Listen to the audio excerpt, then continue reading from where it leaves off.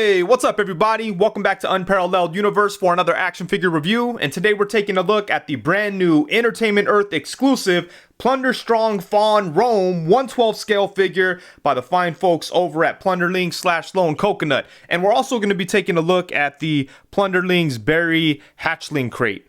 So that's very exciting. I'm a huge fan of the Plunderlings line. I think these figures are so much fun. I've loved them all so far, so I'm very excited to talk about this. So let's go ahead and jump right into it. Actually, before we do, huge thank you to the folks over at Plunderlings for sending this out to me. You guys are always awesome. I do appreciate it. But let's go ahead and get into it, starting off with the packaging. I love the box art design on these figures. It's so much fun. Right here through the window, you are able to see the figure, and I like how it looks like he's inside of another creature's mouth or something. That's a lot of fun. We get some cool artwork up here, some teeth down there. On the side of the box, it looks like a broken crate. And then on the back, we have a look at the figure with some awesome photography by the homie Pablo.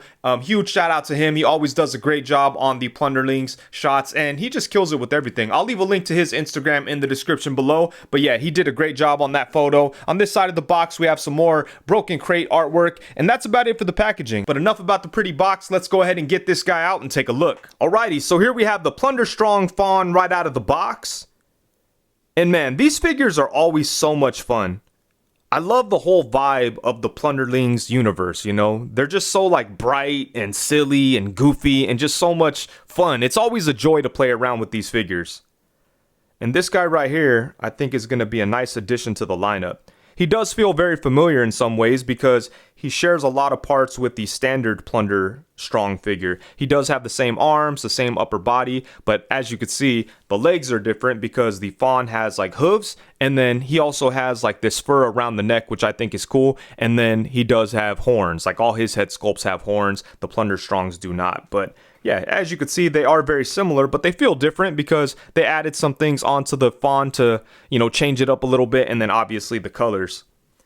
But I like how, you know, all these different Plunderling figures have like little changes to make them feel different. They all feel like they're part of the same world, but like each one of them feels like a different like species or something in the Plunderlings universe. You have the Plunderlings, the Plunderlongs, the Plunderstrongs, and now we have the Plunder Fawns, and there's like different versions of them. There's like the Plunderstrongs and like the regular fawns and, you know, some of the smaller fawns that we'll be looking at in just a minute. But yeah, I love the way that they're like world building with these figures. And like I said, it's a whole lot of fun. The figures themselves do have like an animated kind of aesthetic. Like they're very smooth and, you know, they look awesome, but there's not a whole lot of details to talk about on this guy. They did do a great job sculpting the fur around the neck, and then, you know, down at the feet, the hooves look really good. But aside from those two things, everything else is very smooth and has a very cartoon kind of aesthetic to it, and I like that a lot. And then he does come with 3 different head sculpts, and these heads are very similar to the heads that we saw on the Plunderstrong figures. Like they have the same facial expression and stuff, but they do have some differences. Like these ones have horns and the ears are different, so there are a couple of things there to make them feel unique compared to the other Plunderstrong head sculpts, so that's nice to see. But we get 3 different styles. The first one is basically just a, you know, grumpy, grimacing looking face. The next one is also grumpy and grimacing, but this time around he's showing some teeth. And then for the final head sculpt, he's straight up yelling. You could see his tongue in there. This dude is all pissed off. And then he does come with a couple of bongos, and these look really good. Check out the details on the side here. Some really nice sculpting work. And then check out like on the actual canvas here, you could kind of see like a sun or something. And then we have the ropes and some gold things hanging from there. And you know what I love about the accessories that he comes with, like the weapons and stuff, is that the handles slide right into the hands. Like the hands are perfectly molded to like grip on to the accessory. That's an underrated feature in any action figure because there's some companies out there that just give like generic gripping hands, Hasbro, and it ruins it sometimes. But anyways, yeah, so these fit in there nicely, and then the same thing could be said for the sword. As you could see, it's like in there perfectly, and it just slides right out. That's a cool thing, but this sword is really nice too. I think we've seen this before. We have a little bit of gold down here, and then some silver on the actual blade. So this is a nice sword, but I really like the bongos, and I especially like all the details on them. There's some great sculpting work. So yeah, these are all nice. And then he does come with 2 different sets of hands. So first off, we have a pair of open hands, and then we have a set of gripping hands.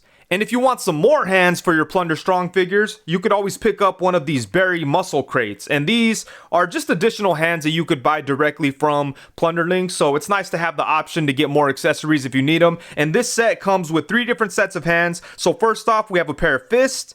We have a set of open hands. And these are like open gripping hands. I like these a lot. They have a magnet in the center, and you could actually use these hands to pick up some of the smaller Plunderling figures. So those are a lot of fun. And then the final set of hands are like another unique looking gripping hand with the pinky sticking out. I don't know what's up with these, but you could use these to hold on to mugs or something like that. But it's cool to have the option to buy more hands if you want. If you're happy with what the figure came with, you don't need to pick this up. But if you want some extra stuff, these are available. And another add-on thing that you could get are the Plunderlings Berry Hatchling crates. And what these are basically just little bodies. So you get these little bodies. You don't get the heads or the hands or anything, just the bodies themselves. And these are kind of like the babies. And these are really cool. As you could see, this one here is kind of like a minotaur or something. It's not really articulated. The arms are, but that's about it. And then, you could turn the head on the ball joint. And these crates only come with the bodies. So you have to have one of the fawn figures in order to have like the heads and the hands, because these fawns come with so many accessories. All the Plunderlings figures come with a bunch of different heads and hands, so you could take some of those extra heads and hands and put them onto these hatchling bodies. So I think that's really cool. That's a cool option to have. That way you don't just have a bunch of useless accessories sitting in a bin. You could actually get some use out of them in the display, so that's cool. And they've done this hatchling thing since the beginning. As you could see here, I have one of the Plunderling hatchlings. So again, it's just another thing that kind of adds to the Plunderling universe and to the display. You could have your Plunderlings, Plunderlongs, Plunderstrongs, and then some of these guys kind of spread throughout the display just to kind of like make it feel like a family. You have like different ages of these different characters. So yeah, this is fun, man. I think this is a really cool option. And you could get these directly from the Plunderlings website. I'll leave a link to that in the description below. All right, so now for some size comparisons. Here we have the Plunderstrong Fawn and some of the Fawn hatchlings alongside one of the standard Plunderstrong figures. And over here we have one of the Plunderling fawns. So it's really cool to see all these together. As you can see, they all kind of feel like their own like species kind of, but all within the same world. So yeah, there's a lot of world building with this line so far. And then to continue building out the world, here we have them alongside one of the Plunderlong figures. This one here is Rusty, and this guy is awesome. This is probably my favorite figure out of the entire line so far. And then on the opposite side, we have the Plunderlings Cheddar. And then stepping out of the Plunderlings universe, here we have them alongside some Ninja Turtles. On the left, we have the NECA Ninja Turtles, Return to New York Raphael. And then on the opposite side, we have the Mezco Michelangelo. And then next up, we have them alongside the Nacelle Biker Mice from Mars Throttle. On the opposite side, we have the Masterverse 40th Anniversary He-Man. And then next up, we have them alongside the Jada Toys Chester Cheetah and the Spiro Toys Animal Warriors of the Kingdom Pale. And then just for something random, here we have them alongside the Marvel Legends Beast and the Marvel Legends Sabretooth. And then for the final size comparison, of course, here we have the Plunderstrong Fawn and the Hatchlings alongside the Marvel Legends Renew Your Vows Spider-Man and the Marvel Legends Bucky Cap. And I always really enjoy the articulation on Plunderlings figures. There's a bunch of great things going on here. You could get these guys into all kinds of dynamic and silly poses, and most importantly, they're a whole lot of fun to play with. And I think that the Plunderstrong Fawn is no exception. They did a great job with it. But let's go ahead and see what we have going on here. Starting off at the head. So he does have a ball hinge at the neck. So that means he could look up to about right there, which is really good. Then he could look down to about right there, which is okay. And then he can look side to side. And there's enough room for some tilting action. Not a whole lot, but a little bit. So that's cool. So pretty good movement at the head and the neck area. And then for the torso, man, I love the torsos on these figures. It is awesome what they did here. So he does have like an ab crunch. And check this out. This ab crunch is crazy. He could crunch forward like an insane amount. Look at that. And I love this because it completely changes the look of the figure. Kind of looks like a troll or something now, especially with this sculpted fur. And I love the way that the sculpted fur covers up the joint. I love the ab crunch on these guys. And it could even go back a little bit too. Oh yeah, it goes way back actually, but the fur is kind of stopping it. But even with the fur, like that's a pretty good amount. So yeah, man, the torsos are insane. And then they do have waist swivel as well. And then for the arms, I love that they put butterfly joints on these big bodies. Unfortunately, on him, it's a little, you know, hindered by the sculpted hair. But you could kind of move it around and get his arm in front of him a pretty good amount. Check that out. So yeah, he's got, oh, his shoulder joint was popping out on me just a little bit. Yeah, if you want, like, you're able to take off the arm really easily. So that's kind of cool for customizing purposes, you know, if you want to mix up the colors or something. But yeah, when you're bringing the arm forward, you could see that it goes to about right there, but then the sculpted hair does kind of hinder it just a little bit. But it's okay. I still love that they have butterfly joints because, you know, they're such like big figures. Usually with bigger figures, they don't really put butterfly joints. So I'm really happy that they put that in there. And then the arm here is on a ball joint, so it does go all the way around. And then he's able to bring his arms up to about right there, which is really nice. And then they have upper bicep swivel, single jointed elbow band that goes to, whoa, dang, goes to about right there. I didn't realize that it went past 90. So that's nice. And then for the hands, he does have a swivel, and the gripping hand has a vertical hinge, and then the other hands have standard hinge. And then for the legs, you could see that they're on ball joints in there. So he's able to kick forward to about right there, which is pretty crazy. They could kick to the side to about right there, which is nice. And then he does have an upper thigh swivel. There we go. He has double jointed knees. Bam.